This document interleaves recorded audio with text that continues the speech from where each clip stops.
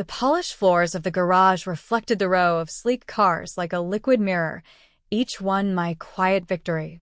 I ran my fingers along the hood of a cherry-red Mustang, feeling the cold, smooth metal under my touch, and I couldn't help the small, ironic smile that tugged at my lips. Sophie Bennett. That's me. The girl who once had nothing, now standing in a space most men dream of owning. And yet, my phone buzzed on the counter, vibrating against the mahogany like a heartbeat I wasn't ready to confront. A text from my cousin, Jake. Sophie, we need to talk. Can you help me? The name made the air in the garage feel thicker. Jake. The same person who took my first car, the little Honda I had saved for months to buy without a second thought, convinced our parents that I didn't need it and that he was somehow entitled.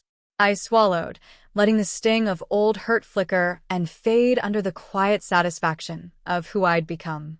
I straightened my silk blouse, feeling its smoothness like armor, and glanced out the floor-to-ceiling windows at the city skyline, sunlight glinting off glass towers. I let the message sit.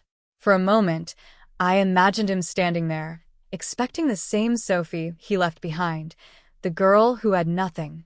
Instead, he would find someone else entirely. Someone in control. Someone he could never underestimate again. I remember that summer like it was yesterday. I was 19, full of dreams that felt bigger than the small driveway where my Honda sat, gleaming in the sunlight. That car was more than metal and wheels, it was freedom, a symbol of my independence, the proof that I could take care of myself. But freedom, I quickly learned, could be stolen. Jake, grinning like he owned the world, leaned against my Honda one morning, the scent of his cologne mixing with the hot asphalt. You know, Sophie, he said, voice smooth and condescending. Mom and Dad agree I should take it. You've got other things to focus on. My hands shook as I gripped the keys. The lump in my throat burned, but I tried to keep my voice steady. Jake, it's my car. I earned it. You can't just. But words weren't enough. My parents, siding with him, dismissed me with a wave of their hands. Sophie, don't make a big deal out of this. It's better if you let him drive it for now. Better? My heart felt heavy, my world shrinking in that driveway. I remember walking inside, clutching a small keychain my grandmother had given me months before.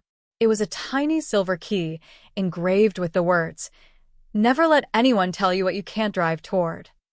She had whispered it in my ear when I doubted myself, a lifeline in a world that already seemed set against me.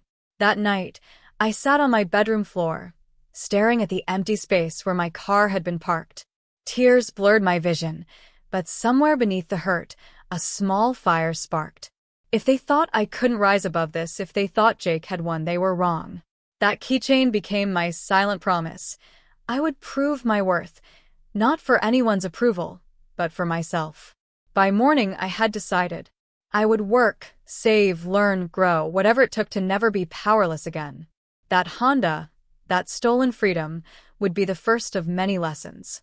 And somewhere deep down, I knew one day, the tables would turn. The first day I walked into the auto shop, grease-stained and nervous, I felt like an intruder in a world built for men. Tools clinked and engines rumbled as if mocking me, and I could almost hear Jake's smirk echoing in my mind. But I clenched my fists and reminded myself of the silver key my grandmother had pressed into my palm, the words engraved on it. Never let anyone tell you what you can't drive toward. I started small, learning the ropes of repair and maintenance, sometimes more by observation than instruction. My hands became calloused, my nails chipped, and my clothes perpetually smelled of oil and rubber. Nights were long, days longer, and self-doubt whispered constantly, reminding me how far I still had to go. But each challenge became a stepping stone. I remember the first time I diagnosed a stubborn engine problem that had stumped the shop's senior mechanic. He looked at me, eyebrows raised, and muttered, "Not bad, kid." That tiny acknowledgement sent a thrill straight to my chest. It was around that time I met Claire Donovan, a seasoned businesswoman in the auto industry. She had eyes that could see potential where others saw obstacles, and immediately took me under her wing. Claire taught me about inventory, customer service, and the delicate art of negotiating deals. She reminded me that running a garage wasn't just about fixing cars. It was about building trust, reputation, and vision. I poured myself into the work, often late into the night, learning everything from marketing strategies to supplier contracts. My first small success came quietly, a profitable deal with a local client, nothing flashy, but it felt like reclaiming the autonomy Jake had taken from me years ago. Every time I closed a sale or expanded the shop, I kept it secret from my family. I let them believe I was scraping by, posting modest updates online, never revealing how far I'd come. Slowly, the business grew. I acquired a small property, then a fleet of vehicles, and eventually, a modest garage. It was mine, every brick, every wrench, every tire in perfect order, a testament to nights spent believing in myself while the world doubted me. And all the while, that silver key remained in my pocket, a quiet reminder of the vow I'd made in my bedroom years ago, to take control of my destiny, no matter who tried to stop me. By the time I moved into the present, into the sleek, polished garage filled with rows of luxury cars, I was unrecognizable to the family who once dismissed me. I wasn't just surviving anymore. I was thriving, quietly, powerfully, and with a sense of satisfaction that only comes from knowing the climb was all my own. The day Jake walked into my garage, I felt the familiar flutter in my chest, the same one I'd felt years ago when he took my Honda, but this time it was underpinned by confidence, not fear. He pushed open the glass doors, expecting the girl who had nothing, the girl he had once humiliated. Instead, he froze. The sunlight glinted off the rows of luxury cars, the polished floors reflecting chrome like mirrors. Sophisticated art adorned the walls, and a sleek, black office desk sat at the far end, organized with precision. Employees moved around efficiently, greeting me with respect. Every detail shouted one undeniable truth. This was no longer the Sophie he remembered. Jake, I began, letting the pause stretch as he absorbed the space. His jaw tightened, and for a moment, I saw the flicker of disbelief in his eyes. He tried to speak, but the words caught somewhere in his throat. I walked slowly past the cars, letting the soft hum of the garage settle into the tense air. Remember that little Honda you took from me? Funny thing, I let a slight, ironic smile curve my lips. Now I own the garage. His face went pale. His gaze darted from me to the shiny vehicles, the gleaming awards on the wall, the employees who moved with quiet confidence under my direction. I didn't know, he stammered. I leaned against a bright red Camaro, arms crossed, watching him process the truth.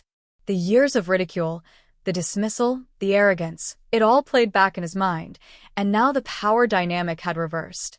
I wasn't angry anymore. I was victorious, calm, and in control. If our parents had been there, they would have seen the same thing. The child they underestimated, the niece they assumed would falter, had grown into someone untouchable. No one could deny it. I wasn't the struggling girl in the driveway anymore. I was the woman who had clawed her way up, step by step, with grit, vision, and an unshakable belief in herself. Finally, I spoke again, slower this time, letting each word land. Every car in this garage, every client, every deal, it all started with what you took from me. I didn't just survive, Jake. I thrived. And now, I decide what happens here. He swallowed hard, his arrogance evaporated, replaced by shame, guilt, and the tiniest spark of awe. I saw him struggle to reconcile the memory of the powerless girl he had mocked with the woman standing before him. And for the first time, I realized power isn't about revenge. It's about reclaiming yourself. I let the moment linger, letting him feel every ounce of the lesson he thought he had taught me. This confrontation wasn't about anger. It was about recognition, about the truth of who I had become and how far I had driven myself while he remained stuck in entitlement. Jake stood there, shoulders stiff, hands fidgeting. His confidence had dissolved, replaced by the uncomfortable realization that the tables had turned. And now I held the power, the authority that had once been denied to me. I could let him leave empty-handed, or I could extend a hand, but only on my terms. I'll help, I said slowly, letting my voice be firm but measured. But things have to change. Not just for you, but for anyone who wants to be part of this world. He nodded quickly, eager for my guidance, but I wasn't finished. First, I continued, you have to respect me and respect the work I've built. No more entitlement, no more assuming you can take what isn't yours. His throat went dry, and I let him sit with that truth. Second, I said, pacing past the Mustang, if you want my support, you need to take responsibility for your mistakes. That means admitting where you've failed and making real changes, not excuses. You're not a child anymore, Jake, and neither am I. I glanced around the garage, making eye contact with the employees who now saw me not just as their boss, but as someone who commanded integrity. Third, you need to pursue something meaningful. Learn a skill, build something you can call your own. You can't rely on me forever. There was a pause. I could see the resistance in him, the familiar arrogance, but I didn't flinch. Compassion and firmness had to coexist. I wasn't here to punish him. I was here to reclaim my power while guiding him toward growth. Finally, I laid out my last condition, accountability. Every step you take, you'll be accountable, to me, to yourself, and to the people you work with. If you fail, you can't blame me. If you succeed, you'll know what it took to get there. He swallowed hard and nodded, slowly letting the weight of my words sink in. I could see the beginnings of change flickering in his eyes, a mix of humility and the first spark of ambition that didn't come from entitlement. This was more than a lesson. It was a reclamation of dignity for both of us. I could offer support, but the growth, true, lasting growth, had to come from him. And just like I had once been forced to rise alone, he would now rise under guidance, not by taking what wasn't his. For the first time since that stolen Honda, I felt fully in control, not just of my garage or my career, but of my life.